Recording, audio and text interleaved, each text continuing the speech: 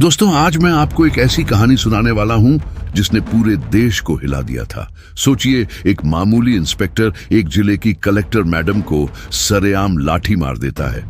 जो हुआ वो इतना अविश्वसनीय था कि सच्चाई पर यकीन करना मुश्किल हो गया। कलेक्टर मैडम की आंखों में दर्द नहीं, आग थी।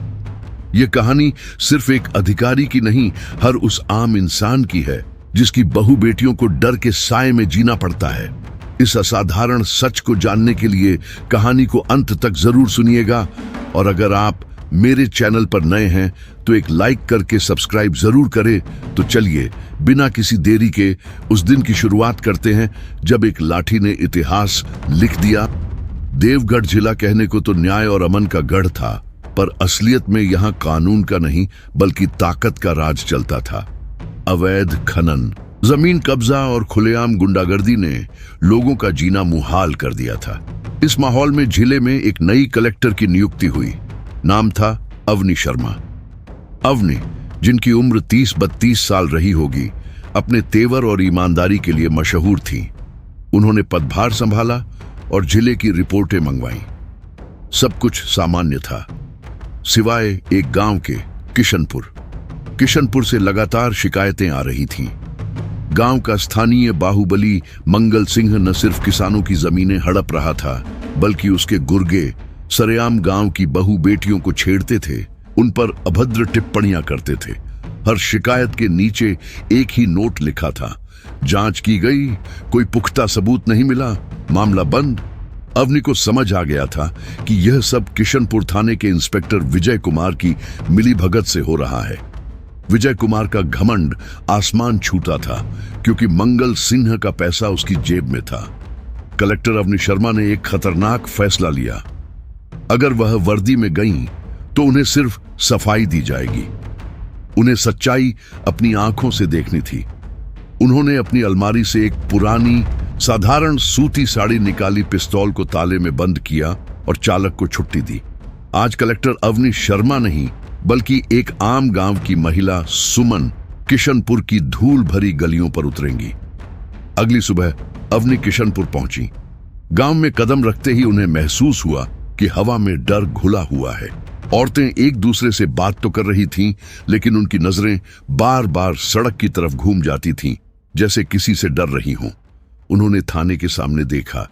एक पीपल के पेड़ के नीचे 15-20 महिलाएं चुपचाप बैठी थीं। यह एक खामोश विरोध था, एक मौन चीख।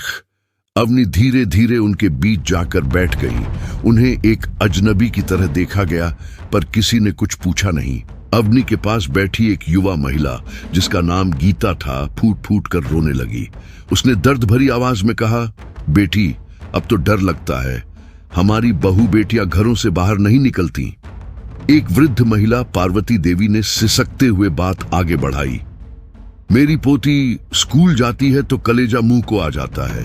वो चारों शैतान मंगल सिंह के गुर्गे सड़क पर खड़े रहते हैं, सरेआम घूरते हैं, गंदे गंदे गीत गाते हैं। गीता ने अपनी आंसू भरी आंखों से अवनी को देखा।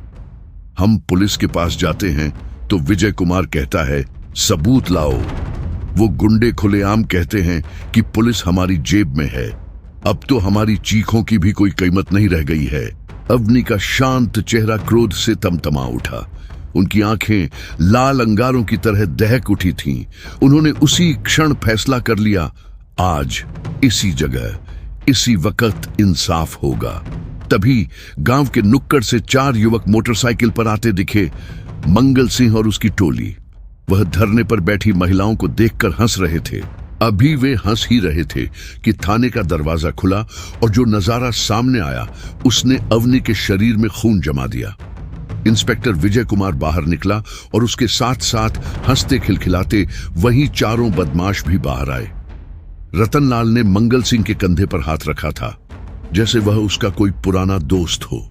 विजय कुमार ने धरने पर बैठी महिलाओं को देखा और नफरत से चिल्लाया, चलो भागो यहां से, क्या तमाशा लगा रखा है? अवैध भीड़ जमा की है, अंदर कर दूंगा सबको।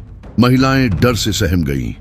विजय कुमार ने अपने साथ खड़े लंबे तगड़े कांस्टेबल मोहन को इशारा किया, मोहन हटा इन सबको, लाठी चला अगर जरूरत पड़े तो। कांस्टेबल मोहन ने अपनी लाठी उठाई और भीड़ की तरफ बढ़ा। वह चिल्लाते हुए महिलाओं को धकेलने लगा। पार्वती देवी धक्के से गिरते गिरते बची। अवनी का सब्र अब जवाब दे चुका था। वह अपनी जगह से उठी, शांत पर एक चट्टान की तरह स्थिर। वह धीरे धीरे भीड़ में से आगे बढ़ी। उन्होंने अपने कंधे पर रखे साड़ी के पल्लू को हटाया और उसे अपनी कमर में खोस लिया। उनकी आंखों में अब एक आईपीएस अफसर की आग थी। वह सीधे कांस्टेबल मोहन के सामने जाकर खड़ी हो गई। उनकी कड़क और रोबदार आवाज पूरे माहौल में गूंज गई। रुको, तुम लोग इंसाफ सुनने नहीं आए, तुम तो डंडा मारने पर ही उतरे हो। तुम्हें लगता है हर भीड़ अपराधी है। अरे, वर्दी पहनने से पहले इंसान बनना सीखो। थोड़ा रुककर इनकी बातें भी सुन लिया करो, तब समझोगे कि थाने के बाहर जनता नहीं, तुम्हारी जवाबदेही बैठी होती है। मोहन, जिसकी आंखों में घमंड भरा था, बौखला गया। एक मामूली औरत उसे सिखा रही थी। तू सिखाएगी हमें कानून? वह गुस्से में चिल्लाया। बड़ी आई नेता बनने वाली। उसने आव देखा ना ताव। उसने गुस्से में आकर अवनी को जोर से धक्का दिया। अवनी थोड़ा लड़खड़ाई और इससे पहले कि कोई कुछ समझ पाता, मोहन ने अपनी पूरी ताकत से लाठी घुमाई और अवनी की पीठ पर सीधे उनके कंधे के पास दे मारी। धम! लाठी की आवाज ऐसी गूंजी जैसे सन्नाटे में बिजली कड़क गई हो। पूरा गांव, इंस्पेक्टर विजय कुमार और मंगल सिंह सब सन्न रह गए। गीता और पार्वती देवी की चीख निकल गई। अवनी को तेज दर्द हुआ। उनकी पीठ पर एक नीली लकीर उभर आई, लेकिन वह गिरी नहीं। वह धीरे धीरे, बहुत धीरे धीरे पीछे मुड़ी। उन्होंने अपनी दर्द भरी आंखों से कांस्टेबल मोहन को देखा। उनकी आंखों में दर्द से ज्यादा एक ऐसा तूफान था जो अब सब कुछ तबाह करने वाला था। आरक्षक मोहन, जो एक पल पहले तक खुद पर गर्व कर रहा था, अब अवनी की आंखों में देखकर डर से कांपने लगा। उसे लगा जैसे उसने किसी औरत को नहीं, बल्कि साक्षात मृत्यु को लाठी मार दी है। अवनी ने एक भी शब्द नहीं कहा। उन्होंने बस अपना दाहिना हाथ उठाया और अपनी जेब से एक छोटा सा कार्ड निकाला। उन्होंने वह कार्ड मोहन की आंखों के सामने कर दिया। उस पर अशोक स्तंभ बना था और लिखा था, अवनी शर्मा, भारतीय प्रशासनिक सेवा, जिला कलेक्टर, देवगढ़। जैसे ही मोहन ने वह कार्ड देखा, उसके पैरों के नीचे से जमीन खिसक गई। उसकी आंखों के सामने मौत नाचने लगी। उसके हाथ से लाठी छूटकर जमीन पर गिर पड़ी। इंस्पेक्टर विजय कुमार, जिसका मुंह खुला का खुला रह गया था, दौड़ता हुआ आया। कार्ड देखते ही उसका हाल मोहन से भी बुरा हो गया। उसकी सारी अकड़ हवा हो गई। मैडम, आप कलेक्टर मैडम, भगवान ये क्या हो गया? वह गिड़गिड़ाने लगा। मंगल सिंह और उसके गुर्गे सफेद पड़ गए और भागने की फिराक में पीछे खिसकने लगे। पकड़ो इन चारों को! अवनी की आवाज एक शेरनी की तरह दहाड़ी थी। जो कांस्टेबल अब तक डंडे चला रहे थे, अब कप्तान का आदेश सुनकर कांप गए। उन्होंने फौरन मंगल सिंह और उसके गुर्गे को पकड़ लिया। अवनी अब कांस्टेबल मोहन के बिल्कुल करीब आ गई। मोहन सिंह, तुमने आज एक औरत पर हाथ नहीं उठाया। तुमने इस वर्दी पर, इस कानून पर और इन बेबस बेटियों के भरोसे पर लाठी मारी है। मोहन उनके पैरों में गिर पड़ा। माफ कर दो मैडम, मेरे बच्चे हैं।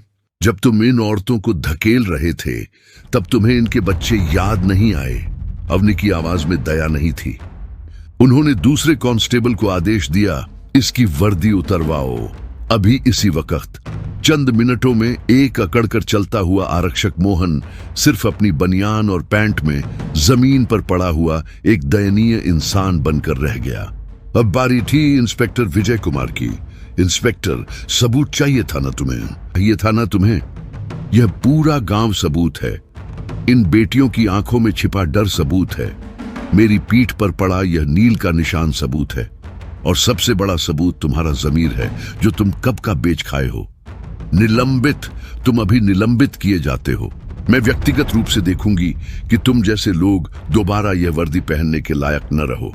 अवनी ने तुरंत अपने पुलिस अधीक्षक एसपी को फोन किया और साफ आदेश दिए, किशनपुर थाने की पूरी फोर्स लाइन हाजिर करो।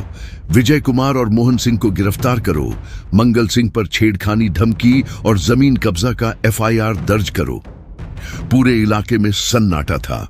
गांव वाले अपनी आंखों पर यकीन नहीं कर पा रहे थे। पार्वती देवी और गीता धीरे धीरे अवनी के पास आईं।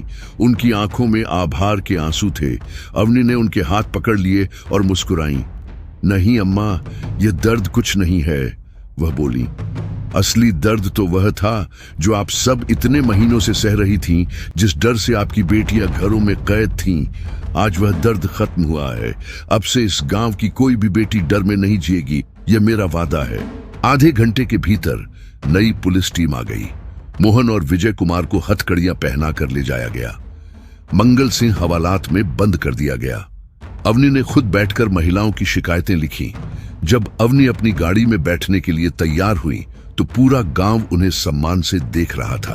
अब लड़कियां और महिलाएं भी बाहर निकलकर खड़ी थीं, जिनकी आंखों में पहली बार उम्मीद दिख रही थी। अवनी ने अपनी पीठ पर हाथ फेरा। दर्द अभी भी था, पर आज इस दर्द में एक अजीब सा सुकून था। यह दर्द एक वर्दीधारी के कर्तव्य निभाने का सबूत था।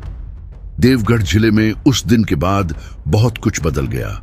किशनपुर की कहानी हर जगह फैल गई। मंगल सिंह के डर से घरों में बंद लड़कियों ने फिर से स्कूल और कॉलेज जाना शुरू कर दिया।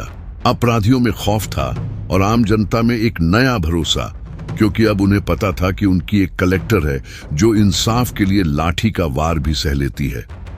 तो दोस्तों, कैसी लगी आपको यह अविश्वसनीय कहानी? क्या आपके भी रोंगटे खड़े हो गए? अगर यह कहानी दिल को छू गई हो तो इसे एक लाइक जरूर करें और खूब हाइप करें। इस वीडियो को शेयर करें ताकि इंसाफ का यह संदेश सब तक पहुंचे। नीचे कमेंट सेक्शन में जय हिंद लिखकर बताएं कि आपको अवनी मैडम का कौन सा पल सबसे ज्यादा पसंद आया। मिलते हैं अगली धमाकेदार कहानी के साथ। तब तक के लिए अपना ध्यान रखें और न्याय के पथ पर डटे रहें। धन्यवाद।